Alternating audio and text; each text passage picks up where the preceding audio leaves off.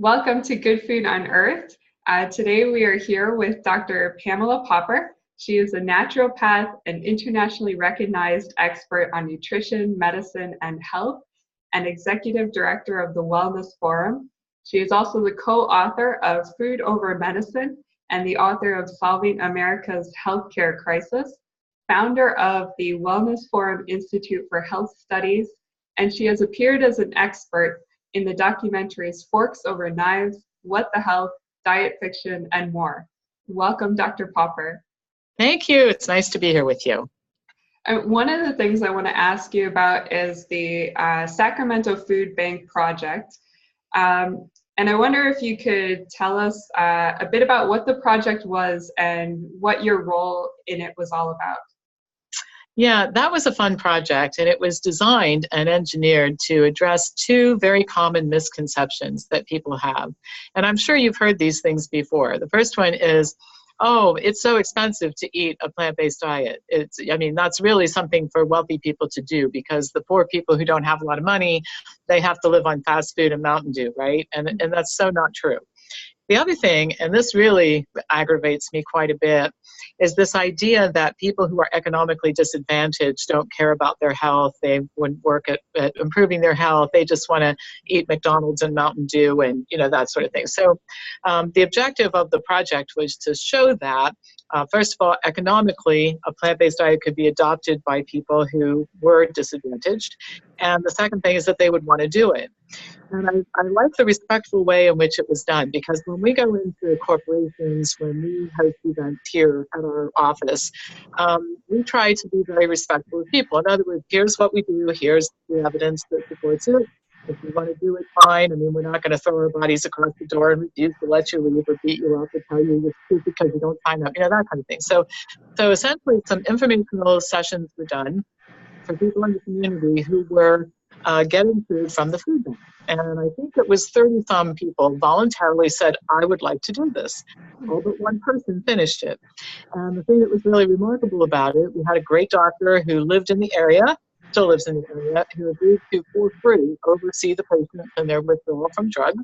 So they didn't have to worry about paying for that. They were able to do this with WIC and food stamps, SNAP money, and food from the food bank, and they improved their health. The data were just astounding. Their blood pressure went down. All the things that happened for everybody else who does this happened in this group of people too. Now, the thing that got to be really cool about it is that Whole Foods contributed a lot of money to this. And this was the part of the program that we didn't have to do it this way, but it was just fun to do it this way. Here's a group of people who've never had the best of anything, okay? They're always getting what's left over from everything else.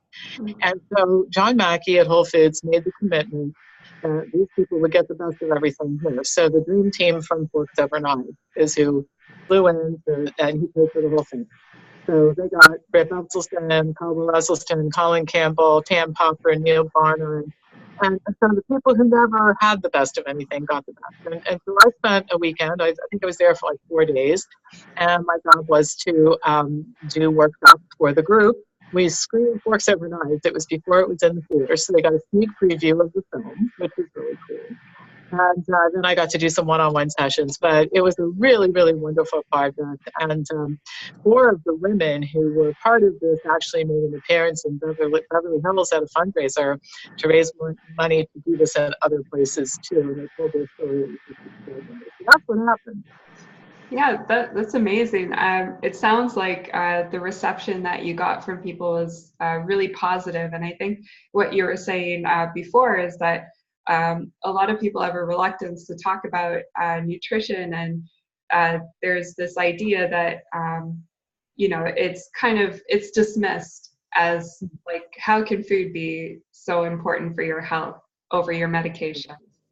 Exactly. And you hear this too. It's not just the economically disadvantaged. I hear this from doctors all the time who don't talk to their patients about nutrition or doing anything different than just traditional medical care. And they go, oh, people don't care. They just want a pill for every symptom in the whole. And I try to be respectful of doctors, but what I really would like to say to some of them is, so how many times have you sat down with a patient and said, look, I could put you on a statin drug, but these things have a lot of side effects and they don't really reduce your risk very much. But let me show you some data over here. something that you could do that would make a big difference. And I can actually show you how to do it if you're interested.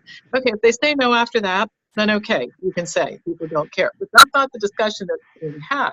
The discussion that's being had is, oh, you have high cholesterol, we have statin drugs for that. You have high blood pressure, we have beta blockers for that. You have your glucose is getting out of control, we've got metformin. And so when the person is not properly informed, I think the medical profession is doing a great disservice by then claiming that people don't care about their health, because my experience has been different. They care a lot about their health, and they want a lot of detail about their condition. Yeah. It's interesting too, because I hear as well, like, people don't care about their health. They're still going to buy the same stuff in the grocery store. But recently here in Canada, we got the new Canada Food Guide. And I could say, even growing up, I'd go food shopping with my mom. And we were always thinking about, oh, this is, this might be a treat for you, but you're always shopping for foods that you think are going to give the best to your family. Right. Exactly. And by the way, congrats on the food guide, because finally, and I'll tell you why I liked it. I actually did a video clip on it, created a segment on it. And the reason I did was, first of all, it is proof that a government can get something pretty right. And the second thing is what I watched, and I did watch this for 3 or 4 days before I actually filmed the segment. And I was getting online, and just, how you look for the chatter about something. Normally what happens when guidelines come out in the United States is, the first thing is all the industry groups go, oh, congratulations to the USDA, they've done a wonderful job, telling everybody to eat cheese. And it's just ludicrous. It just makes you want to, drive your car through the window. But, and then of course, all the dissenting voices like me start saying, this is terrible. Once again, industry has won. It's a little bit better, but my gosh, if we keep going this way, it's going to take 100 years. Well, my point in all of this is that when that happens, it's very confusing to the consumer, because they've never seen all the science that you and I have seen. So what they really see is a whole lot of experts in prominent positions seem to have really different opinions, and it reinforces this idea that might as well just do whatever I want, because nobody can really figure out what's right. In the case of the Canadian guidelines, there was almost universal agreement. So the consumer could look at the guidelines and say, gosh, it appears that everybody kind of likes this, so maybe this would be a good idea for me to follow. And I would like to see that happen in the United States, but I'm not holding my breath. Yeah, and it is a great thing what's happened here. And now I've noticed too that local registered dietitians, they've changed their tune almost overnight to say, what foods promote optimal health. But we still do have that dissenting argument that it's not really feasible in terms of cost effectiveness and like food availability, especially for fresh fruits and vegetables. So, and this is especially for people in like more remote northern communities, like even in Labrador. I wonder what you could say about the cost effectiveness and how easy it is to follow a virtually whole food plant-based diet, even in, say, some of the more remote communities with limited imports of food. Yeah, well, I think the first thing is we sometimes make this harder than it needs to be. Potatoes and rice and beans are cheap foods, and they keep a long time. Dried beans and rice, you can, and even potatoes, if you keep them refrigerated, keep for a real long time. So if you're shipping something, foods like this, to a remote area, that's really a non-issue. The second thing is frozen vegetables work really well. If you have to stop stuff from a can, it works. So I think I would love to see more fresh fruits and vegetables, but sometimes we have to do the best that we can and not really worry about perfection. We have to worry about better than we're doing right now. From a cost standpoint, it's cheap. I eat an optimal diet. And compared to people in my social group, for example, who think they're eating an optimal diet because they have salmon 5 nights a week and all that. My grocery bill is like a third of theirs, because potatoes, you can buy a lot of potatoes for $5. You can buy a lot. 99 cents in the United States, and you get like 2 pounds of rice to cook up on a rice cooker. So the expense factor is just not expensive at all. There's an interesting thing going on here in Columbus that I'll tell you about, and I wrote about it in my book that was based on the film Food Choices. It's called Franklinton Gardens.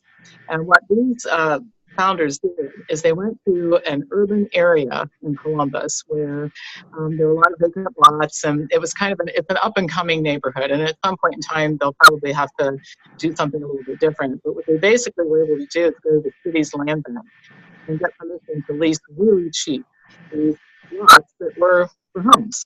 Mhm. And they have, I think, 17 or 18 of them now. And they have a little office and that sort of thing. So they grow food and they hire local people who don't have cars, they can walk to, so they grow food, and then they can take SNAP money, food stamp money, because the feds have set that up here in the States where you can use your SNAP money at farmers markets. Mhm. So they take SNAP money so people can get produce, and then they have a community garden. They have one of the plots that's allocated to community garden, and they have cooking classes to teach people how to use the food that they're buying with their food stamps and all that. So it's a relatively small number of people they're impacting because it's just a couple of guys who are running this nonprofit. But we could have a lot more of that going on. There are vacant lots all over the city where you could grow food and do something similar. And so that's an example of just saying, okay, how can we solve this problem? What are the resources instead of talking about what we don't have, let's talk about the resources we do have and then how we can make the best use of them. Yeah. And I wonder if you, when you were working with the Sacramento Food Bank Project, if you became aware of some of the causes that led people to end up becoming dependent on food banks and soup kitchens. And well, I know, like, you wrote a book on solving America's healthcare crisis, and you're also a public policy expert. And I wonder if the healthcare crisis or some public policies around food and health are contributors to people ending up being dependent on food banks. Yeah, there's so much wrong. I mean, gosh, we could do a 25-hour show on that. And some of my views may not be real popular, but I'm all for empowering people. The way that I grew up, I had parents and grandparents that made me think I could do anything I wanted to do and stress the value of education and that sort of thing. And we have a mentality in the United States that is becoming more and more pervasive, that what we really want to do is just make sure these people are treated equally. Okay? Instead of saying, let me show you how to do better for yourself. You can compete with people like you and I. The problem isn't that you're not smart. The problem is you never been shown that you do. So we monitor people in poverty because for certain political parties, it's a great voting block. We're going to give you stuff for free, and then you can say living on free stuff isn't that great. It's not great. It's much better to work hard and to be shown that you can achieve things and do things. And in areas where this has been tried, by the way, there's some phenomenal success stories of people who really didn't know. I mean, look at what we did at the food bank. People who didn't know you could take control of your health. You could get off of your drugs, live a healthier life, and do it within the confines of your limitations and take yourself to a new level. You can do that economically too. Another problem, and this goes to a healthcare issue, is that healthcare systems that are designed to service this group of people who are economically disadvantaged are very set in their ways, and we do terrible things to people. I'll give you an example. I know it's this way in British Columbia because we have some members up there, but if you have any type of psychological problem, the answer is to drug you.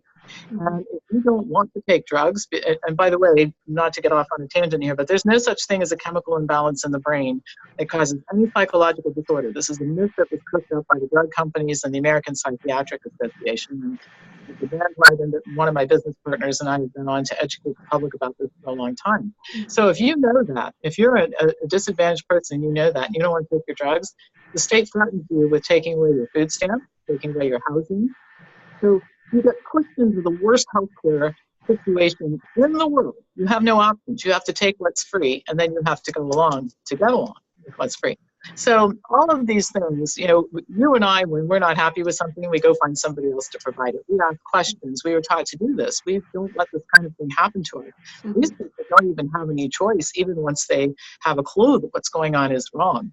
So, one of the things that I want to do, I've always said, the bigger this company gets, the more dangerous I become to the system because the more stuff I can do to upset the system. And I've always felt that one of the things we would eventually do is just have everybody in our network say, if you're going to be part of our network, you have to take care of some people for free and do the right thing for them. And that may be what we contribute to solving the problem. Yeah. So in terms of the whole food plant-based diet, I wonder if you could tell us a little bit about why it's so effective at preventing and reversing chronic degenerative diseases like heart disease and type 2 diabetes and rheumatoid arthritis and even some autoimmune like MS and lupus. Yeah. Well, here, I guess we have to start at the beginning. There's an appropriate food for every species on the planet. My cat is a carnivore, and if we feed him potatoes for any length of time, we're going to make him very, very sick. He doesn't have any enzymes to digest potatoes and store it. He needs a very high level of taurine, which is in animal foods. So if you take a cat and you feed him an Okinawan diet, you will kill the cat. Cats weigh, 7 to 15 pounds, so you kill them pretty quickly because of their size and their shorter lifespan.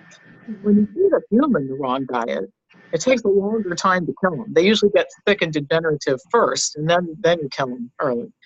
But it's the same principle. If you take a look at everything from our digestion to historically what did people eat, we can talk about that a little bit if you like, the paleo diet, as it turns out, wasn't paleo at all, just so you know. But if you take a look at the way humans are supposed to eat, we are designed to eat a plant-based diet. Our saliva is full of amylase, which does digest starch. We have long digestive tracts and all this sort of thing. So humans are supposed to live on a plant-based diet. And in fact, if you look around the world, the healthiest humans do. The Okinawans have the longest lifespan of anybody. They eat 69% of their calories in sweet potatoes. The Northern Africans are eating tubers and sweet potatoes and vegetables, and the rural Chinese rice and vegetables, and the South Americans potatoes, etc. So what's happened is most people are eating a diet inappropriate for humans. They get sick. When you put them back on the diet that they're supposed to be eating in the first place, they get well. So just as if I fed my cat potatoes for 5 or 6 weeks and he started to get sick, we put him back on tuna fish and chicken, he'll feel better pretty soon, okay, if we didn't do so much damage that he can't be repaired. So it's the diet that humans are meant to consume. And the thing that I love about it is how fast it works, the breadth of the effect. It takes care of your acne and your weak nails and your weight problem and your diabetes and your blood pressure and whatever's going on. I mean, it really sets the system back to the way it's supposed to operate, because human bodies are actually pretty sturdy when you take care of them the right way. Yeah. And for yourself, I know you didn't start off eating a whole food plant-based diet. What was it like to transition? Well, I'll go back and tell you a lot about my background. I first of all, and I think this goes to what one of our problems is right now that we need to pay attention to. I come from a family, European immigrants, and taught me a lot of great things. Work hard, tell the truth, you can achieve anything, get an education. I mean, lots of values that I'm very happy to have learned. You take a look at who I turned into at 62, the apple doesn't fall far from the tree. I'm an awful lot like my parents and grandparents in many, many ways. So how much time did my parents and grandparents spend talking to me about health and diet? 0. So it's not surprising that contrary to a lot of other things like my career and education, the diet and health piece didn't quite go in the same direction. So at one point in time, I smoked 4 packs of cigarettes a day. I'm an overachiever, just saying this, so I don't believe in doing anything halfway. I mean, if you're going to smoke cigarettes, you smoke cigarettes, right? 4 packs a day. I was completely sedentary. I had a kind of an amateur career in modeling and dancing, and I didn't have to watch my weight so much anymore. It's like, oh, I'm done with all that. And I ate a terrible diet. I don't think I had a glass of water for 20 years. I was eating mostly cookies and salad and cheese. I called it salad. It was actually bacon, cheese, and croutons, and 4 lettuce leaves. It was a salad. So I found myself at 38 years old, and I didn't think it was that unusual. Everybody else I knew was in this situation too. I was fat. Of course, I used to call myself big boned back then, because doesn't that sound better than I think I'm fat, So I was fat, and I was unhealthy and didn't feel good, and I didn't have much energy. And I remember I loved weekends, because weekends you could take naps. And the last thing I want to do on a weekend now is take a flipping nap, right? So I'm very lucky, because obviously where that's all going is eventual disaster. Because I see it here in the office every day. You see it, and that's what you do. So luck intervened. I found out about this. And so, again, the all or nothing kind of, go for it personality that I have, it's like, okay, I'm going to do this. So I did. And the weight came off, and I ran a marathon. People who knew me, they were like, what happened to you? Like, who are you? What'd you do with Pam? It was so unlike the way that people thought of me, which was just basically being a garbage eating fat person who didn't move. I'm highly effective at my job, by the way. It's amazing how we can be so compartmentalized. Like we can do so well over here and do so badly over here. So it was great. And I think what I love about it now, and I don't think I appreciated this as much until the last few years, is in my age range, I'm 63, people are dying. Very few of my friends have all their body parts. Okay, they've all had stuff taken out. A lot of them have it's surgeries regularly, and at my book club, everybody takes out their pills. You know, it's time to eat. I don't have any pills. I haven't made a claim on my insurance since 1994, and I love getting up in the morning and being able to be full energy 18, 19 hours and do anything I want to do without being hampered by health issues. So that's what it's been like for me. It's the best thing that ever happened. And I'm happy I found something I wanted to do for a living that got me interested too. But from a personal standpoint, if I never helped anybody else, this has been big life-changing thing for me. And at the Wellness Forum, when you help people to transition to the diet, I think you don't necessarily eliminate animal products entirely. Is that right? Yeah. Well, first of all, I think we again have to make this easy for people to do. And I'm pretty intent on sticking with the science, but there are no indigenous vegan populations on the planet. The thing that the populations on the planet who are healthy have in common, they eat a tiny, tiny, tiny little bit of animal food. And it's for economic reasons. It's not like a bunch of people got together in Ethiopia and said, hey, let's come up with a healthy diet for the Ethiopians and we'll go out and spread the message. It's economically driven and culturally driven. So we don't really push people to become vegan. The interesting thing about it is that a lot of them become what we call accidental vegans. That's sort of what happened to me. I don't really intend to have that happen. It's just you start drifting in that direction and a lot of people end up there.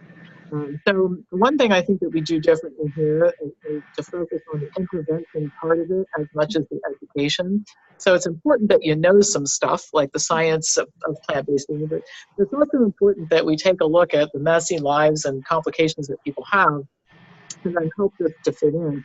And perfectionism sometimes doesn't work so well with the way people live their lives. So, but I think we have substantial enough change in the dietary plan that we teach that people do see differences, significant ones in their health. Yeah, I think, and especially here, like in Labrador and other northern communities, there's a move towards trying to go back to traditional ways of eating, but it's very meat centered, and like which I think. The Wellness Forum, I think you have a pyramid, and it's more of you have plant centered, and like you're there could be potatoes and cabbages and carrots and things like that, and then just a tiny bit of meat if you Yeah, and then see what happens. And the other thing too, we try to write into the plan, people are going to eat bread and processed foods. And one thing I learned early on, and I've learned to watch myself in this area, I have a strong personality. You probably never would have gathered that, right, if I didn't tell you. But I have a strong personality, and a lot of us do, and we feel really passionate about this. So we can sit down with somebody and get them all excited and extract from them promises that they can't possibly keep. So you're never going to have any more white flour, and you won't eat dessert. And in the heat of the moment, people make these promises that they really aren't practical to follow through. So we have a membership base here. We get to see what happens to people over a long period of time. And what I want to see is 5, 10, 15 years of compliance, not 3 weeks of perfection. So I think you have to meet people where they are. You have to bring them along at the rate that they're willing to come. We're crystal clear on the level of change you have to be willing to make in order to solve your problems, whatever those problems happen to be. But careful to also not make this so restrictive that people just roll their eyes and walk away. And one thing I'll share with you, the science of change is as rich as the science of nutrition. And what we know is the 2 biggest things that people consider when they're getting ready to change anything in their life whatsoever. The first one is, will this benefit me? And the answer is yes, that's very compelling. The second thing is, can I see myself doing this? Equally important. And so I think that we have to show this in a way that people think they can do it. And one thing, you probably have encountered this yourself, the picky eater who says, I just like meat. I like to, And we found, and this is interesting too, is just if you ask people some questions, they like more plant foods than they think they like. Yes. You know, okay, so do you like potatoes? Oh, of course I like potatoes. How about bananas? Oh, love bananas. Yeah. Apples? Yep, like those. Pears? Green beans? Oh, well, of course, everybody likes. Well, before you know it, you have 15 foods, and I'll say, well, eat those then. Okay, and that you can see the palpable relief, like, oh my gosh, I thought I was going to have to eat kale and green apples every day. Thank God I don't have to do that. I can, again, back to this, I can see myself eating a diet like this, and you start there, and then they sometimes get more adventuresome over time.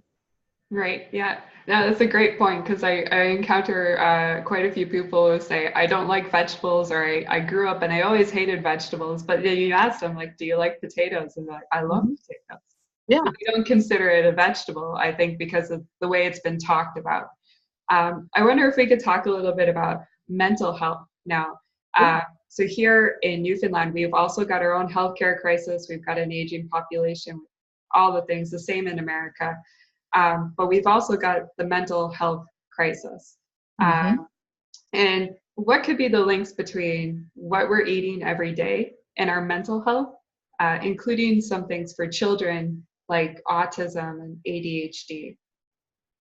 Yeah. Well, let's start with the fact that carbohydrate is the energy currency of the body. And where do you find the carbohydrate? It's in plant foods. Okay. So here's what I think is going on. I think there are people who are really depressed and anxious. They have serious problems. And it's not a chemical imbalance in the brain, as I mentioned earlier. I'll come back to those people. I think something that's going on in doctors' offices all over the world is people who are dehydrated and poorly fed and sedentary. And so they feel awful. And when you feel awful and lethargic, it feels a lot like depression. So the doctor sees you for 10 minutes and says, how's it going? I don't know. I'm tired. I don't feel like doing anything. And it doesn't take long for a doctor to say, well, you've got Prozac for that. You've got Zoloft for that. So I think a lot of people who could be made a lot better just by feeling better are being diagnosed with depression. That's the first thing. When you look at children, there's so much we could talk about here, but the first thing is, I wonder when this thing called kid food started. Okay, because all over the world, there's no kid food in Ethiopia. There's just food. There's no kid food in Okinawa. There's just food. But we have generations now of people who grew up eating kid food, macaroni and cheese and garbage foods, who now assume that their children will only eat that. So that's what they feed them. And then the school reinforces it by feeding them the same garbage that meets some guideline from a macronutrient standpoint, but it's actually just garbage food. So you've got that going on with kids. You've got another issue with kids, which is that they eat some refined processed thing for breakfast.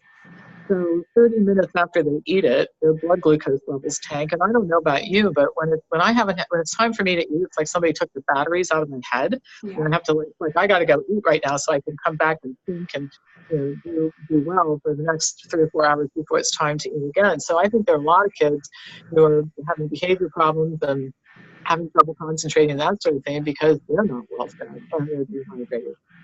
Just 2% low water levels in your body can cause cognitive decline. Well, think about how many kids drink enough water every day. And in schools, I don't know how it is in Canada, but here, you got to have a doctor's note to have a water bottle at school. Because you know how dangerous water drinking is at school. People say, well, the kids will have to go to the bathroom. Well, that's a good reason to keep them from drinking water, right? I mean, come on. It makes your head hurt when you think about this stuff. So that's an issue. Another thing that I'll tell you is, and I'm sure you've heard this before, is somebody who has a history of depression, maybe not a really serious deep depression, but people who said, I felt depressed and had, poor mood for my whole life, and then they eat this diet and they feel better, and I'll tell you why. Serotonin is produced in the gut, not the brain. It's produced in the gut, most of it. And how it's produced is there are these cells in the gut called enterochromatin cells. And when food passes across and it stimulates the production of serotonin. Well, when you eat a high fiber diet, food goes through fast and you have to eat some more, and the food goes through fast, as opposed to when you eat a high fat diet and it sits there for 2.5 weeks before it comes out.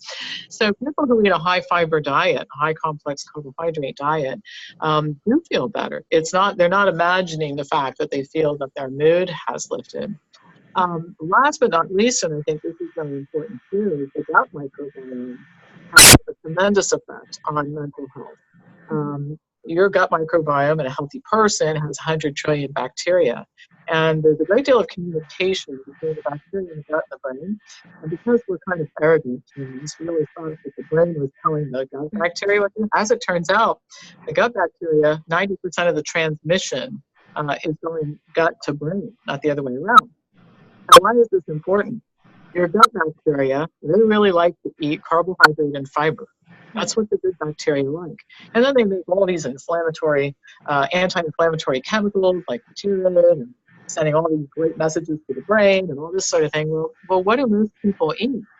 Fat, protein, and processed food. The pathogens like that stuff. Well, the pathogenic bacteria in your gut, they don't have any intention of doing anything positive for you. They don't want to send messages to the brain. They don't want to help you absorb nutrients from food. They don't care about producing serotonin.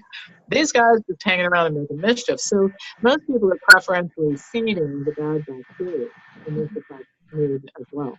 So that's the dietary connection. The other thing I'll mention is that exercise has been proven to be so effective for mood lifting mood, and easing anxiety, that it actually, Zoloft blunts the effect. In other words, it's not like exercise helps the effect of Zoloft. It's like exercise is terrific. Add Zoloft and it diminishes the effect of the exercise. So if we would just teach people to drink water, exercise, and eat well, we could solve a lot of mental health problems. Right. Yeah, I think I was reading in Dr. Michael Greger's book as well that one of the side effects of taking antidepressants is actually feeling more depressed. Yeah. Oh, yeah. Well, and the data are terrible.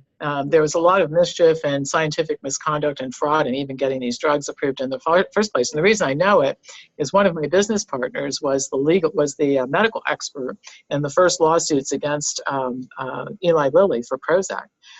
Lilly knew that the drugs made people suicidal and homicidal. And the doctors were instructed to take them out of the trial and label them did not respond to drug if they tried to kill themselves or somebody else. Lilly purported to have put 10,000 people through a clinical trial. I think it was like 149 that finished. And even those, most of them were on a benzodiazepine because the drug made them so manic that they had to be calmed down just to be able to sleep. And the first lawsuit just got won from somebody who killed himself in a manic state as a result of taking Prozac. So they're terrible drugs. People don't have a chemical imbalance in the brain, but once they start taking them, the drugs affect the chemical imbalance in the brain, and that's why they're so difficult to withdraw from.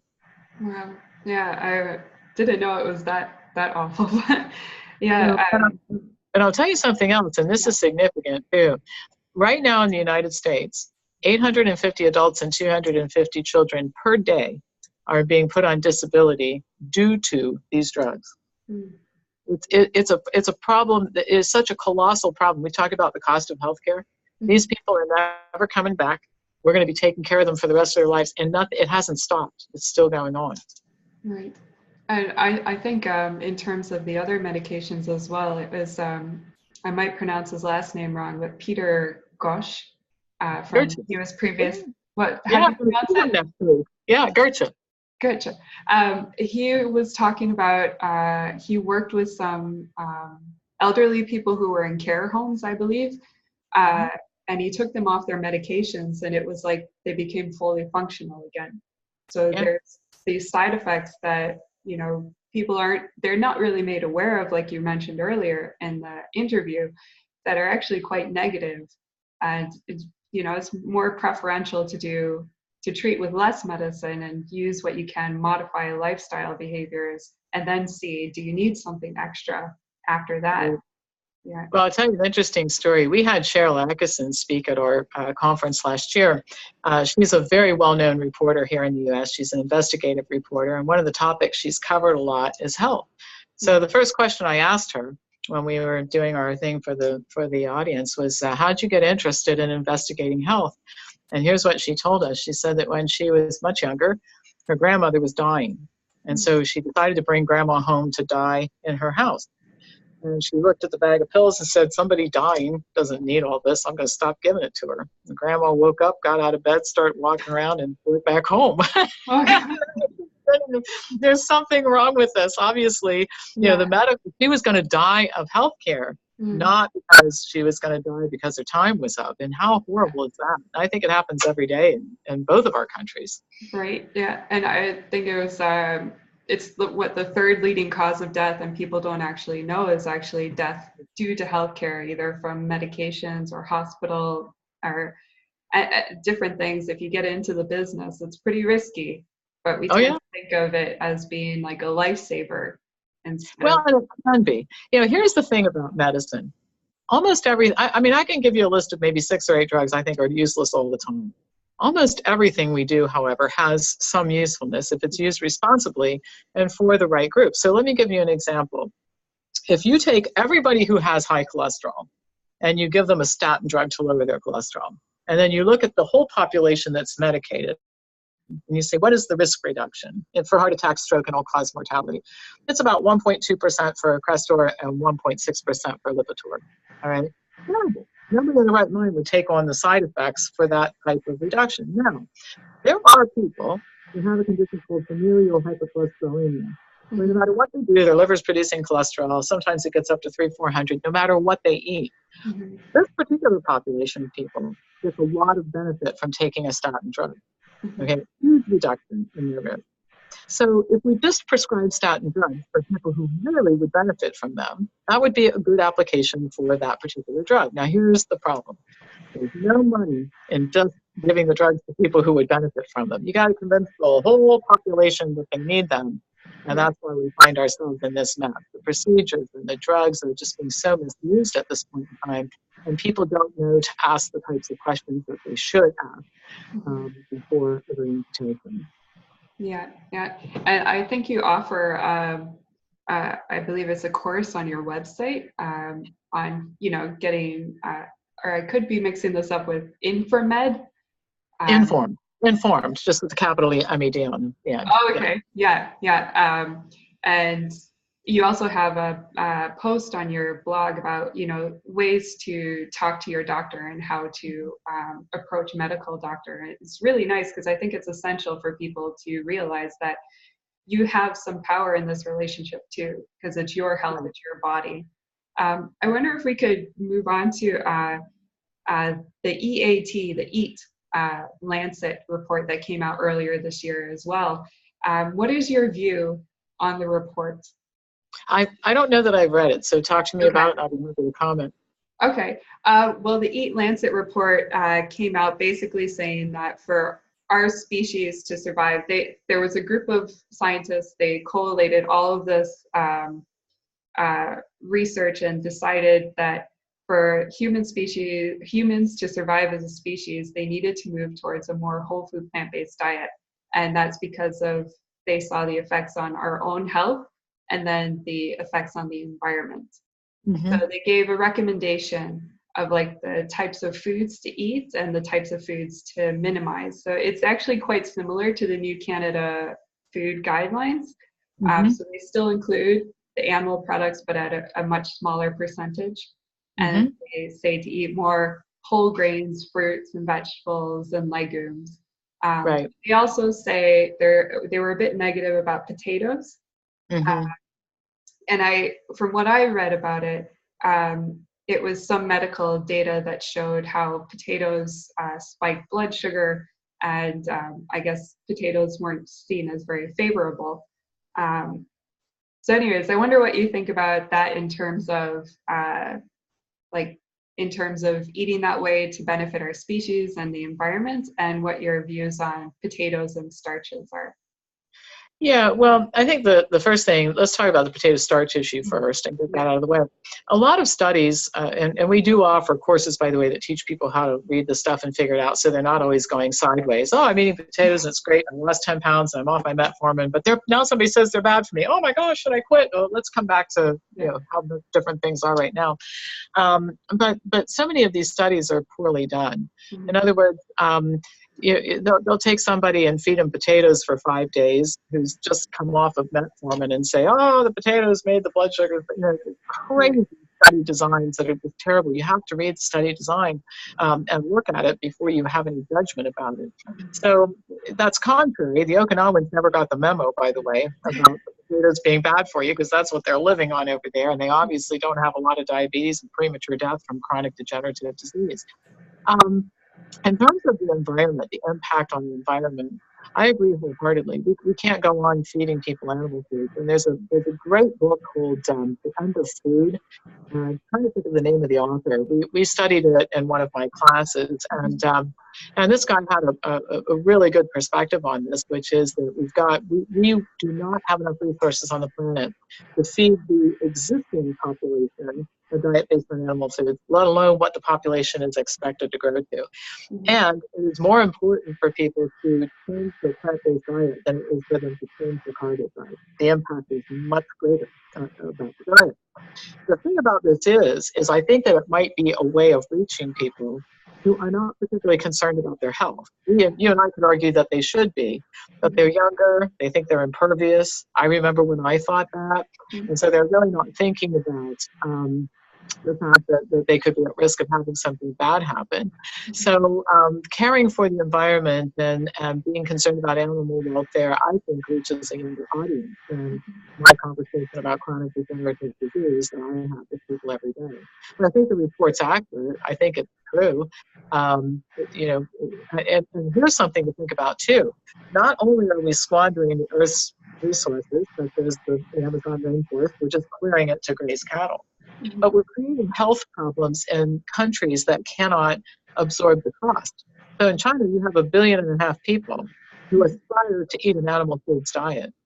It's one payer system over there. They cannot afford to take care of 500 million diabetics and 750 million coronary artery disease patients. There's no money for that over there. As much as that country has progressed economically, they can't do it. The country of India, they can't take on this type of thing. So we're going to bankrupt the countries, the westernized countries and developing countries with this dietary plan. We're going to destroy the earth.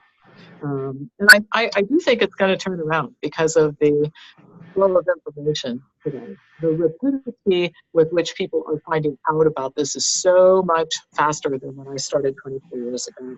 Mm-hmm. Yeah, I think one of the great things in terms of the internet and more people having access to it has really spread the information. And I know, for example, when more and more people got Netflix, and then Forks Over Knives just took off. I think that's one of the most common things people have come across is that documentary, Forks Over Knives. Yeah. Well, somebody asked me on a radio show the other day what I thought the big game changers were in our field. I said Netflix and YouTube. Yeah. And the reason is people often are not as so inclined to read a book right now. They like video. And so, and they get on Netflix and they have this wonderful thing. You watch something on Netflix and then they will email you suggestions of other things that they think that you'll like. So people will call here and they binge watch over the weekend. They've seen Netflix, they've seen Forks Over Knives, Food Choices, Diet Fiction, What the Health, and 6 other documentaries. They're pretty fired up when they call here about changing things. So that and YouTube. I don't know how many YouTube channels there are that are focusing on health, but it's got to be tens of thousands, and some of it's bad information.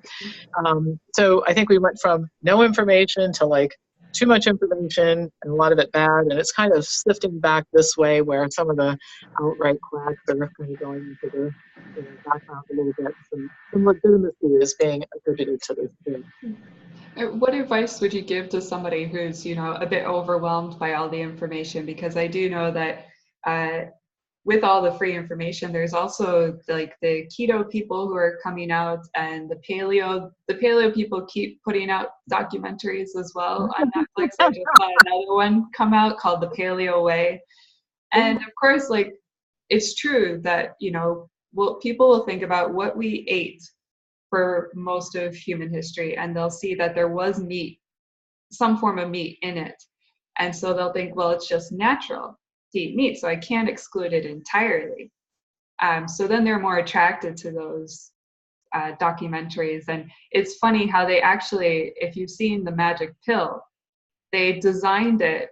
It's set up almost exactly like Forks Over Knives. It's got the same setup.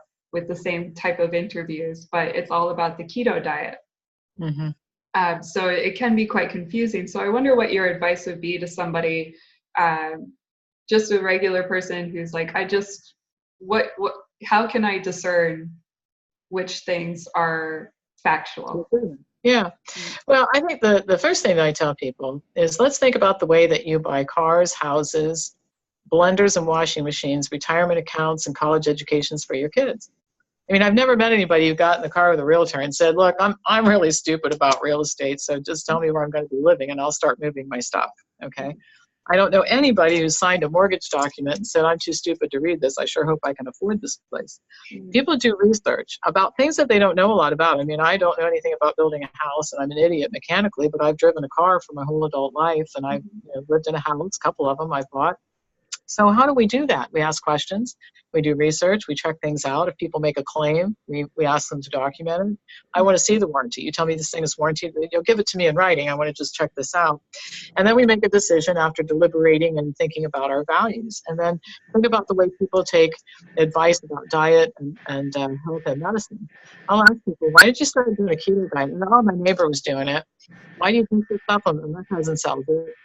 Why did you have this $80,000 surgery? My doctor told me to have it. So people become extraordinarily passive in this role as a consumer of healthcare. And what we're trying to teach people to do is to apply the same smart decision making to healthcare and diet that they apply to everything else. So when the neighbor says, I'm doing a paleo diet, the answer to that is, I'm really interested in this. So give me all the studies that you read that made you excited about this. I'd like to take a look at them, and then maybe we can talk about it. Do you really think your neighbor has a whole pile of studies in his desk at home? No, he's doing it. He's doing it because his neighbor told him to do it, right? So we're trying to get away from, and I know you've seen this, he said, she said, my doctor, your doctor, this book, that book, this internet set, that internet site. And then my cousin's best friend's neighbor's co-worker's wife's best friend said, right? And it's this circular opinion, nutrition and health from a point of view standpoint instead of evidence.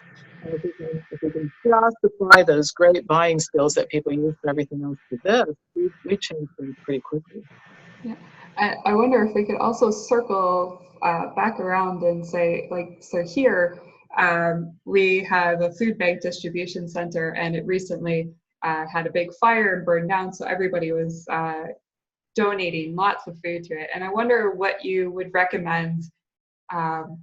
What should we donate to these people who they can't afford to buy food, and so they're reliant on soup kitchens or whatever? What kind of food stuff should we actually be donating instead of, like, Chef Boyardee in a can? Or anything you can, though. And one of the things, I think it's important for us to remember that, and I know it's like this in Columbus, and I think it is a lot of places, these people are concerned about caloric adequacy in a way that they just don't have enough food. And that's the first thing you have to do, is just get to the place where you have some security that you're going to have meals, right? So I don't like Chef Boyardee, but if that keeps somebody's belly full and operating for another day, then that's the thing. So we always encourage people here, when they clean out their house, take it to the food bank, because they're educating these people. They're coming in kind of looking for this kind of stuff anyway. Let's just get them fed, all right?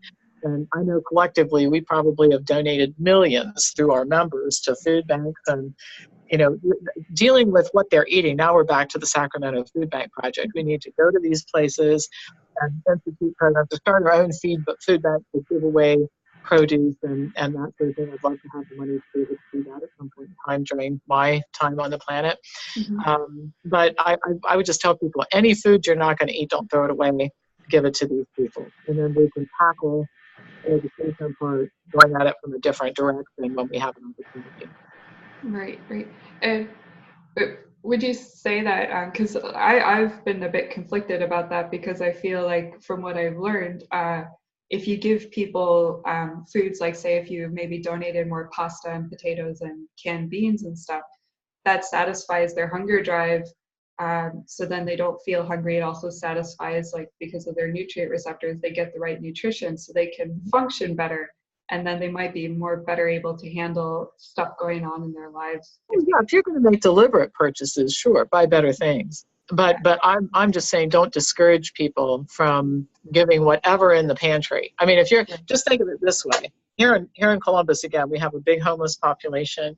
We have a lot of people who are eating out of soup kitchens. So if you're just starting this whole process, I've been through this with a lot of people, and you're saying, okay, I'm going to throw away 14,000 calories worth of food, okay, or 114,000 calories worth of food. Don't throw it away. Give that 114,000 calories to people who don't have any food. And then we're going to have to figure out a different way to go at it, like we did in Sacramento, to say, maybe that food is not what you want to eat anymore, and we're going to make arrangements to show you how to do something different. Right. Yeah. That could definitely work. The education part is really important. Well, Dr. Pamela Popper, I want to thank you for giving us your time today. And if anybody is interested in educating themselves, I know you provide some courses, and they're listed on your website and at the Wellness Forum. You can visit drpampopper.com, which I'll provide in the link in the video description, and watch Forks Over Knives, What the Health, Processed People, Food Choices, Diet Fiction, all of these great documentaries. I also just watched a wonderful offstage interview you did at the Real Health. Yeah, that's a great conference. That guy does a fabulous job putting it on. One other thing I'll mention, I answer all my own emails myself within 24 hours, pampopper@msn.com. And people can sign up. I put out a newsletter every Monday, video clips on Tuesdays and Thursdays. So you can get a ton of free education from us by just subscribing to those things. Yeah, I have to say, I see your video clips on the Tuesdays and Thursdays, and they're really great because there's always something of interest there. Yeah, well, there's a lot to talk about. As bad as all this is, as much as we have to solve and change and all that kind of thing, it gives me something to do every day, doesn't it? There's always something to talk about. Yes, yeah, absolutely. Thank you so much, Dr. Popper. Thank you for having me.